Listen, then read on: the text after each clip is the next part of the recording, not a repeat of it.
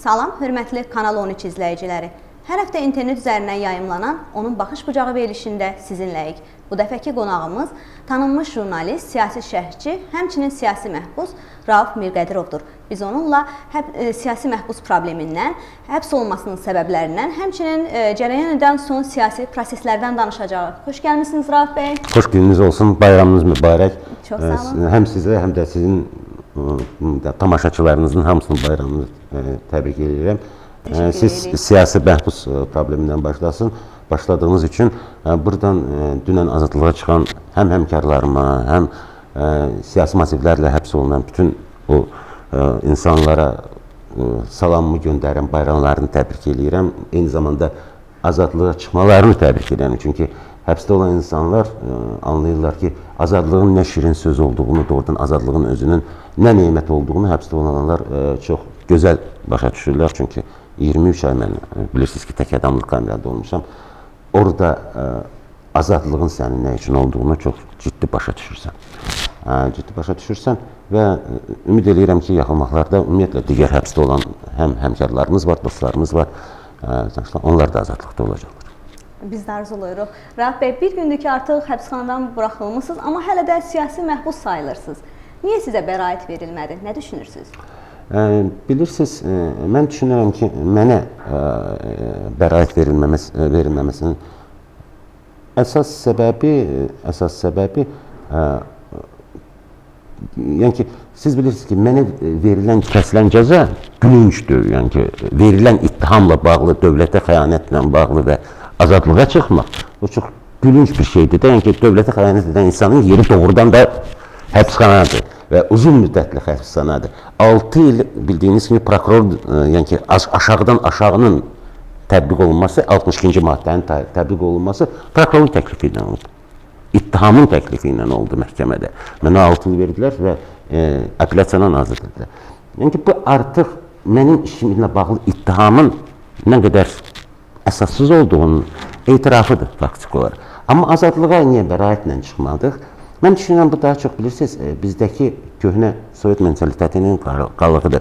Mən bilirsiniz, bir qədər özümü başqalarından ayırmaq istəmirəm, ancaq mənim işim onlardan həm ittihamına görə çox fərqli idi. Yəni ki, belə ittiham irəli sürülməmişdi. İndiyə necə jurnalistlərə qarşı, xüsusilə də jurnalistlərə qarşı. Çıxmasının səbəbi o idi ki, bu insanı bizi 23 ay saxlamışıq. Sovet dövründə o idi ki, əgər insan tutulubsa, demək ki, Sovet İttifaqında günahsız insanı tutmaq olmazdı. Tutula bilməzdi. Sovet hüquq mühafizə orqanları ancaq günahkar insanları tutulubsa, mühakimə olunmalıdır və cəzasını verir. İndi mənə gəlir ki, o mentalitet bugünə qədər bizdə işləyir ki, buraxmaq istəyəndə də artıq da yox, cəzası olmalıdır, çünki tutmuşuq. Günahsız adamı biz necə 23 ay saxlamışıq. Mən düşünürəm, əslində qalsa bununla bağlı idi daha çox. Çünki bilirsiniz, nə üçünsə cəzalandırmışlar, başqa məsələdir. O cəzanı mən çəkmişdim artıq. 23 ay orada tək adamlıq kamerada, xüsusən tək adamlıq kamerada məhbus həyata yaşamaq çox çətin məsələdir. Ağırdır. Ağırdır, bilirsiniz ki, heç kimlə ünsiyyətin olmur, heç kimlə yaxınlığın olmur. Sadəcə olaraq sən, məsələn, jurnalistlərin bir dənə yaxşı şey var ki, kitab oxumağı xoşlayırlar və ancaq kitab səni psixoloji durumu qoruyub saxlamağa, normal qoruyub saxlamağa imkan verir. Çünki ünsiyyətsiz insan həmişə düşünməyə başlayır, çox düşünür. Və düşündüyü də bilirsiniz, tək adamlıq kamerada heç nə ünsiyyəti başqa heç nəyə qata bilməz, ancaq sənin problemlərin olur. Və təsəvvür edin ki, səhərdən axşama sən problemlərin haqqında düşünməyə başlasan, sən dəli olarsan sadəcə olaraq. Çünki bir tərəfdən problemin haqqında düşünürsən və problemin həllinin səndən asılı olmadığını da başa düşürsən. Və ona görə də, məsələn, mən bütün vaxtımı kitablarla ancaq keçirirdim. Yəni ki, bu cür ağır vəziyyətdə insanları saxlayanlar, onlar düşünürlər ki, o Sovet mentalitetindən insanı tutmuşuqsa, deməli günahkardır. Yəni ki, bəraətlə, siz bilirsiniz ki, xarici ölkələrdə, yəni ki, burada özü məsələn, hakimiyyətin rənginin o qədər də əhəmiyyəti yoxdur. Əhəmiyyəti yoxdur. Əgər postsovet məkanındakı hətta demokratik ölkələrə, demokratik imici olan ölkələrdə baxsaz çoxsunda, görəcəksiniz ki, məhkəmə proseslərinin əksəriyyəti ittiham hökmü ilə qurtarır. Amerikada siz baxsaz məhkəmə proseslərinə tutalım. Onlardan məhkəmə proseslərinin yalnız bəzi hallarda 40%-dən aşağısı ittiham hökmü ilə qurtara bilir. Bəzi hallarda, bəzi illərdə 50%-ə yaxını. Yarısından insanlar bəraət alıb çıxırlar. Və bəzən doğrudan da günahkar insanlar bəraət qazanır. Çünki sənin ədalət, qanun və ədalət heç də üst-üstə düşən şeylər deyil. Üst-üstə düşən şeylər deyil. Bilirsiniz, ədalət nədir? Bizim Sovet psixolojisində cinayətkar türmədə olmalıdır, həbsxanada olmalıdır. Və siz bəraət almağa çalışacaqsınız mı Rauf bəy? Sözsüz. Yəni Avropa məhkəməsinə qədər ehtiyac olsa getməyi düşünürsünüz? Avropa məhkəməsindədir mənim işim. Artıq kommunikasiya başlayıb. Azərbaycanla və Türkiyə ilə mənim iddiam nəinki Azərbaycana qarşıdır. Eyni zamanda siz bilirsiniz ki, məni Türkiyədə həbs elədilər. Türklər, Türk hakimiyyət orqanları həbs elədilər. Qanunsuz olaraq, faktiki olaraq deportasiya ilə ekstradisiya elədilər Azərbaycana. Ekstradisiya elədilər və mənim iddiam yalnız Azərbaycana qarşıdır, Türkiyəyə qarşıdır. Elə Türkiyədən söz düşmüşkən, bu həbsinizin səbəblərindən istəyirdim bir qədər danışasınız. Məsələn, bir ölkədə qəflətən saxlanılma, digər ölkəyə gətirilmə və dövlətə xəyanət ittihamından həbs. Sizcə səbəb nə idi? Bilirsiniz, siz mən təqdim edəndə dediniz ki, mən daha çox siyasi şərhçiyəm. Yəni ki, mən bir qədər jurnalistikada eyni zamanda fərqli mövqedir siyasi şərhçi. Sözsüz ki də, o siyasi proseslərin analizi daha soyuq münasibət tələb edir. Daha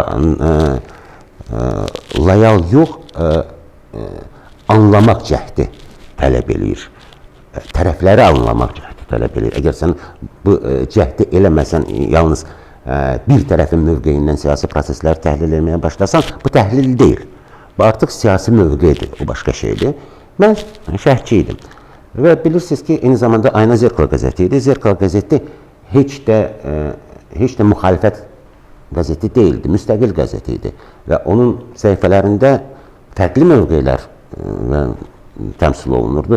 Demokratik qəzeti idi, demokratik mövqeli qəzeti idi. O heç, amma yəni ki, bugün dedik, müxalifət düşərgəsini təmsil eləmirdi, müstəqil idi. Müstəqil qəzeti idi. Amma mən düşünürəm ki, mənim həbsimdə əsas rolu Zerkalo qəzetinin və mənim bir siyasi şərhçi kimi beynəlxalq məsələlərdə tutduğumuz çox dəqiq mövqe oldu. Və bu dəqiq mövqe Azərbaycanda, regionda ciddi marağı olan region dövlətlərini narahat edirdi. Məsələn, hansı dövlətləri?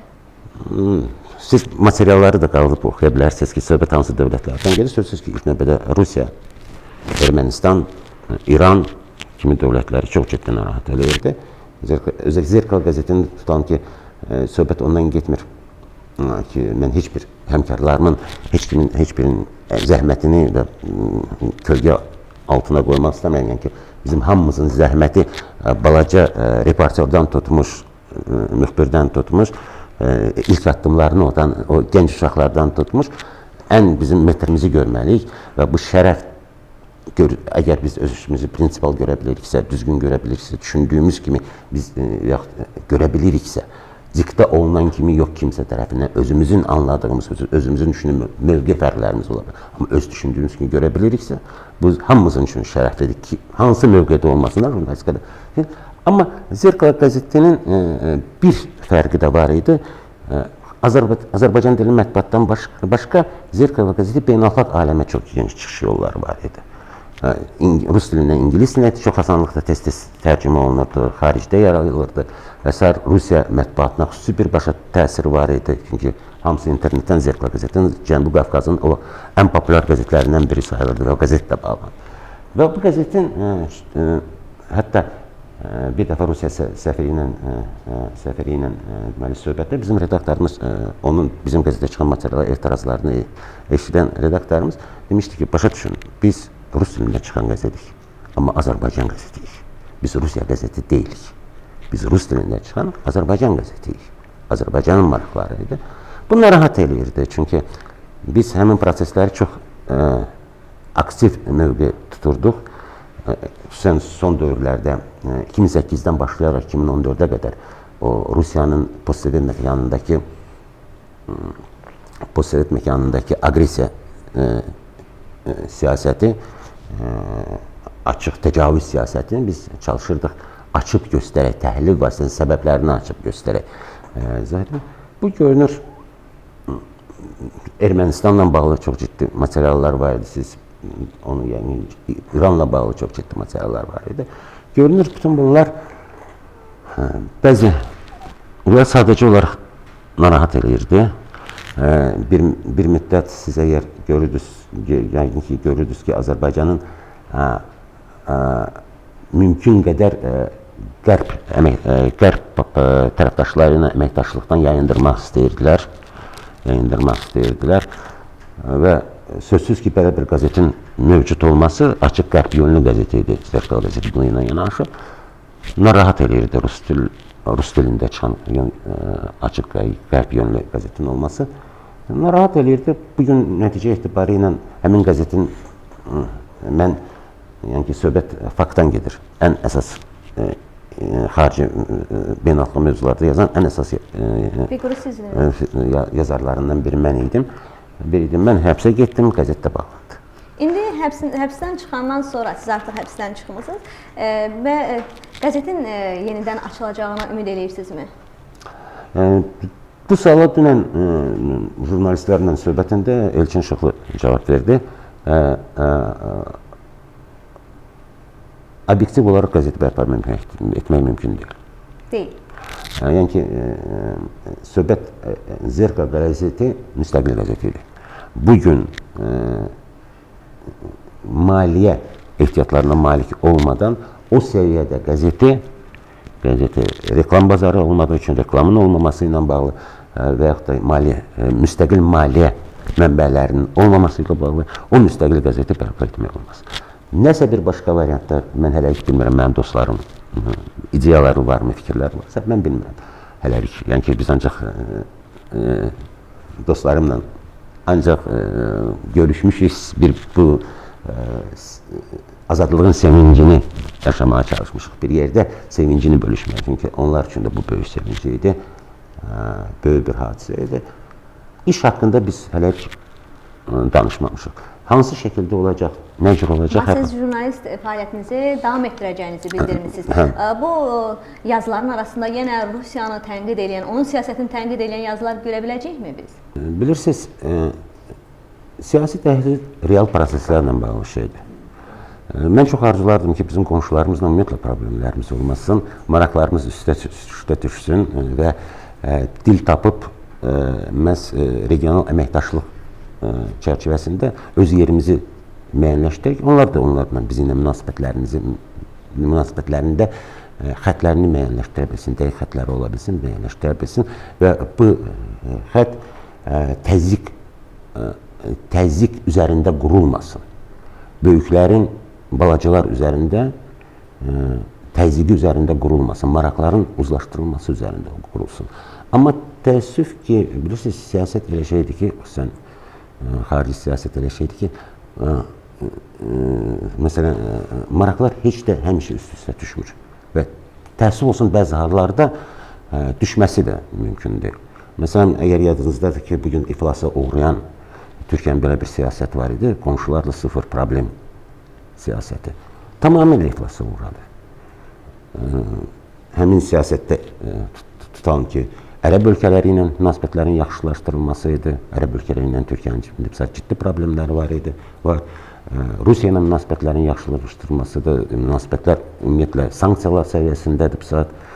Qarşılıqlı sanksiyalar səviyyəsində. Ermənistanla münasibətlərin yaxşılaşmasıdır. Heç bir o açılım, onların dedikləri erməni açılım siyasəti heç bir nəticə vermədi.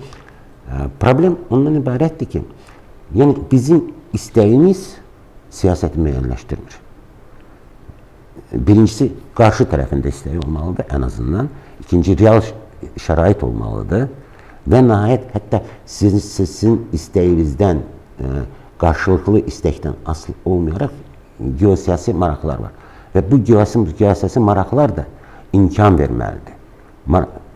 İndi, bilirsiniz, xırda bir şey var da, Azərbaycan enerji daşıyıcıların ixrac edən ölkədə eyni zamanda enerji daşıyıcılar üçün tranzit ölkəyə çevrilmək istəyir. Geniş mənada yaxın vaxtlar istəyirlər ki, hətta Orta Asiyadan da enerji daşıyıcılar Azərbaycan vasitəsilə dünya bazarlarına çıxarılsın. Bu, obyektiv olaraq bugünkü Moskva hakimiyyətinin düşüncəsinə görə, Kremlin düşüncəsinə görə Rusiyanın maraqlarına ziddir. Onlar həmin o tranzit yollarının ancaq özlərinin əlində olmasını istəyirlər ki, açar bizim əlimizdə olsun, o borunun açarı bütün hallarda bizim əlimizdə olsun. Və bunu uzlaşdırmaq mümkündür. Təəssüflər olsun ki, mən indi yenə də söylə bilərəm, təəssüflər olsun ki, Rusiya siyasətinin təhlükəsi bu maraqlarda deyil. Maraqları hər bir dövlət reallaşdırmaya çalışır. Bu maraqların təcavüz vasitəsilə, təzyiq və təcavüz vasitəsilə reallaşdırılmasıdır. Yəni ki, bugün Gürcüstanın 2 regionu işğal olunub Rusiya tərəfindən faktiki olaraq açıq şəkildə işğal olunub, onların hərbi bazalarını yerləşdirilər. Ukraynanı Krım ilxaq, rəsmi olaraq ilxaq olunub. Bu, son dövrlərdə Avropada baş verən, 2-ci Dünya müharibəsindən sonra baş verən yeganə ilxaq hadisəsidir. 2-ci Dünya müharibəsindən sonra Avropada ilxaq anlayışı olmayıb. Avropa məkanında parçalanıblar dövlətlər, söyləyiblər, başqa məsələdir. Amma bir dövlətin, digər dövlətin ərazisini rəsmi ilxaq eləməsi, hətta Ermənistan Azərbaycana qarşı Qarabağla bağlı rəsmi boyundan almaq istəmir ki, biz ilxaq eləyən ki, deyir ki, biz danışıqlar aparırıq. Problem. Bu isə faktiki olaraq başqa dövlətin ərazisinin özü tanıdığı, ərazi bütövlüyünü tanıdığı bir dövlətin ərazisinin bir hissəsini ilxaq eləyir. Bu dövlət, Rusiya təəssüf ki, bunu təzyiq və təcavüz vasitəsilə eləyir. Məsələn, niyə görə biz deyirim ki, mən qərb yönlüyəm də, Amerika Birləşmiş Ştatlarının yoxdur ki, Almaniyanın, İsveçrənin adına görə yox. Adına görə yox. Cazibədarlığına görə. Bilirsiniz, nə üçün ora can atırlar da, niyə görə Avrasiya Birliyinə zordan təzyiq vasitəsilə dövlətləri cəlb eləmək lazımdır. Avropa Birliyinin qapısını Türkiyə 30-40 ildən çoxdur ki, 60-cı illərdən döyür, aça bilmir. Aça bilmir. Çünki biz, yəni ki, insanlar xaricə gedirlər, açıq qapılar da artıq Sovet dövrü deyir ki, ən xoşbəxt bizik, dünyada bizdən xoşbəxt yoxdur, anlayışı artıq ki, insanlar gedirlər, gəlirlər, görürlər ki, orada yaxşı yaşayırlar. Və insanlar yaxşı yaşamaq üçün ora şeylər. Və bu cazibədarlıqdır. Cazibədarlıq. Rusiya təəssüflər olsun ki, bütün o resurslarına, Rusiyanın çox gözəl, böyük resursları var, iqtisadi resursları var, enerji ehtiyatlarıdır, ümumiyyətlə, nə istəyirsən də var bu dövlətin təbii ehtiyatları. O təbii ehtiyatları xarici siyasətdə ölkəni elə qurmaq olar ki, elə cazibədar olsun ki, digərlər ki, qonşuları ona yönəlsinlər, ondan can qutarmaya çalışmasınlar, özləri yönəlsin. Təəssüf ki, bu isə zəhmət tələb edir. Bunun bir günün ərzində neftin qiymətinin artması ilə əldə edilir. O neftdən gələn gəlirləri iqtisadiyyata yönəlib o standartları yaratmaq. O neftdən gələn gəlirləri siyasi, sosial sahələrin müasir model standartlar üzərində yenidən qurulmasına yönəltmək lazımdır. Və bu isə illər tələb edir, zəhmət tələb edir. Onlar bu zəhməti çəkmək əvəzinə çox asan bir yol seçdilər. Bizim əlimizdə indi pullar var, ordunu şeylik və ordunun vasitəsilə, cürbəcür təzyiqlər vasitəsilə deyirik ki, gəlin mənim yanımda olun. Bu cür olmur. Bu cür olmur. Bu ancaq zorakılıq olur, imperiyanın başqa yollarla bərpası olur. Həmin o imperiyanın, əvvəlki imperiyanın və onun dağılması zəruri olur. Zəruri olur. Bugün qaçqınlar Rusiyaya gəlmirlər. Heç bir qaçqınlarda milyon. Avropa Birliyinin qaçqın problemi var. Ne için o qaçqınlar Rusiyaya yönəlmirlər? Özdəki dünyanın ən bəlkə də ağır şəraitdə yaşayan dövlətlərindən söhbət gedir. Heç də orta səviyyəli Azərbaycan kimi orta səviyyəli dövlətlərdən getmir. Suriyada gedir ki, insanlar çox ağır vəziyyətdə yaşayıblar və indi də yaşayırlar. Onlar Avropaya yönəlirlər. Çünki yenə də onlar xoş həyat üçün gedirlər. İnsanları və Avropanın cavabı, Qərbin cavabları onların grantlarında deyil, verdikləri grantlarda deyil, adlarında deyil. Onların cazibədarlığı həyat tərzinin cazibədarlığıdır. Adi insan üçün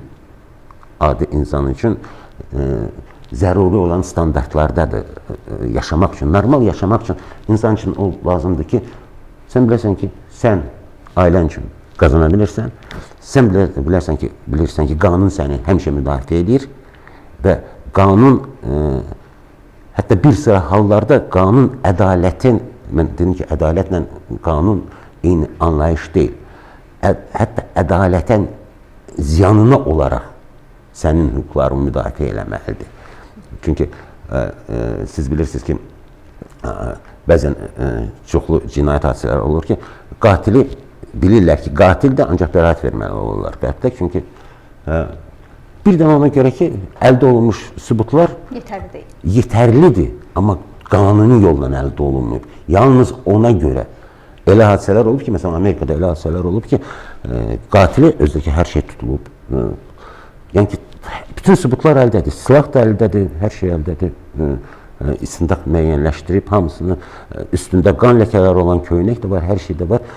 Faktiki olaraq hər şey sübut olunub, amma vəkil sübut edir ki, sizin əldə etdiyiniz bütün bu sübutları siz qanuni yolla əldə etməlisiniz. Qanuni yolla əldə etmədiyiniz kimi məhkəmə bunları qəbul etməməlidir. Məhkəmə deyir ki, biz bunu qəbul edə bilmərik, çünki siz qanuni yolla əldə etməmisiniz. Bu olan halda qatil çıxır azadlığa. İlk növbədə ədalətsizlikdir, sözsüz ki, amma qanun ədalətdən də yüksəkdir.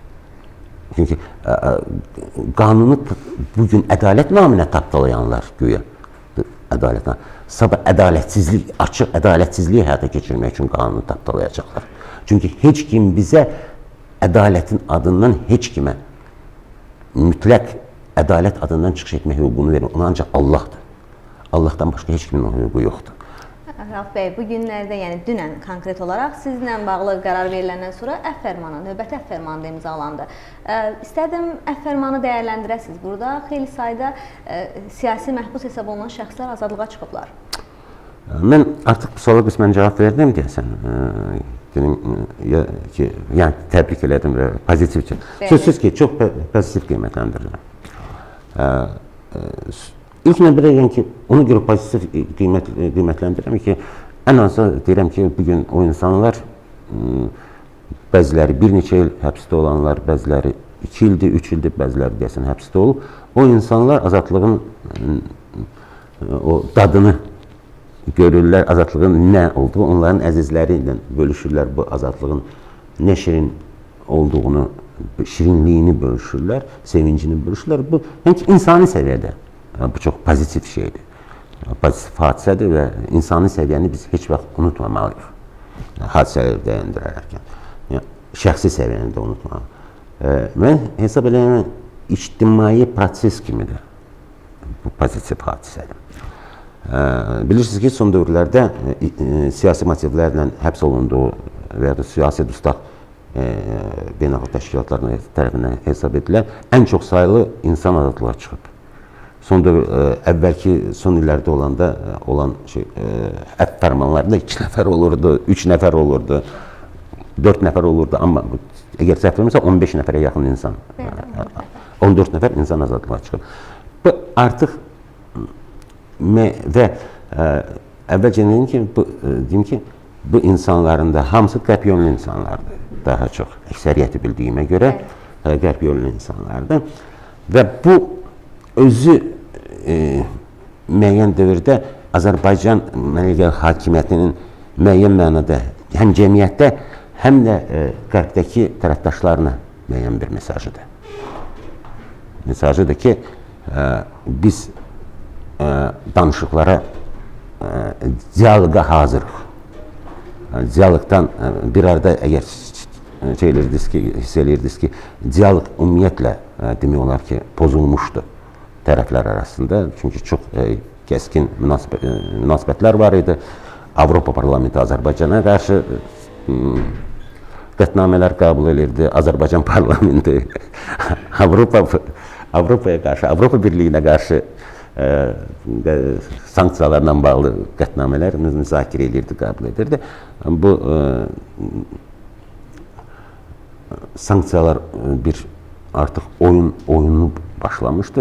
Heç bir sözsüz ki, Azərbaycana ilk növbədə, çünki bizim Azərbaycana xeyri olmayacaq bir saysaqlar oyunu başlamışdı. Və bu həmin o prosesi mən düşünürəm ki, bu azad olma, azadlığa buraxılması və insanlar bu prosesi diyaloq çərçivəsinə qaytarmaq imkanını yaradacaq. Bu pozitivdir. Bütün hallarda davadansa danışıq yaxşıdır. Davadansa danışıq və danışıqlar vasitəsilə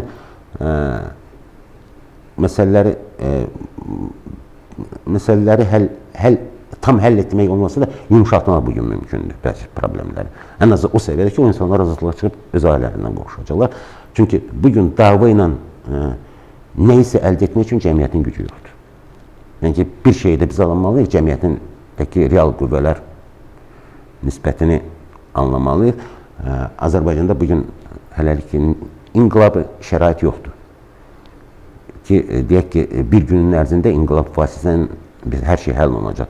Digər tərəfdən, mən həmişə məqalələrimdə yazmışam ki, təkamül yolu inqilab yolundan daha yaxşıdır. Söhbət proses iştirakçılarının təkcə özünə görə yox, eyni zamanda dövlətə görə də yaxşıdır. Nə qədər ki, proses iştirakçıları təkamül yolunu seçməyəcəklər, nəticə etibarında inqilab, hansısa yolsa inqilab ola bilər. Və o proses iştirakçılarını da çox ağır vəziyyətə qoyacaq. Ukrayna da bizim nəticə etibarı ilə və Azərbaycanda marağı xarici olan dövlətlərin daxili işlərimizə daha açıq şəkildə qarışmasına imkan verəcək. Və bizim problemlərimiz var, yəni ki, xaricdən bağlı problemlərimiz var, Qarabağ problemimiz var ki, istifadə olunacaq.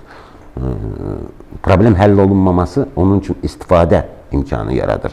Azərbaycanda marağı olan dövlətlərə İrandır, Rusiyadır, Qərbin özüdür, müəyyən məqamlarda istifadə edə bilər. Ümumiyyətlə, bu şeyləri də biz anlamalıyıq. Ukraynada, Gürcüstanın timsalında biz gördük nə? İnqilabın dil tapmamağın, daxili proseslərdə dil tapmamağın nəticəsinin nə olduğunu biz görmüşük artıq.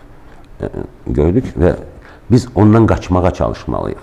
Və mən ona görə də arzu edərdim ki, mən o qədər də optimist insan deyiləm, amma hər halda arzu edərdim ki, bu proses davam eləsin. Çünki həbsdə olan başqa insanlar da var.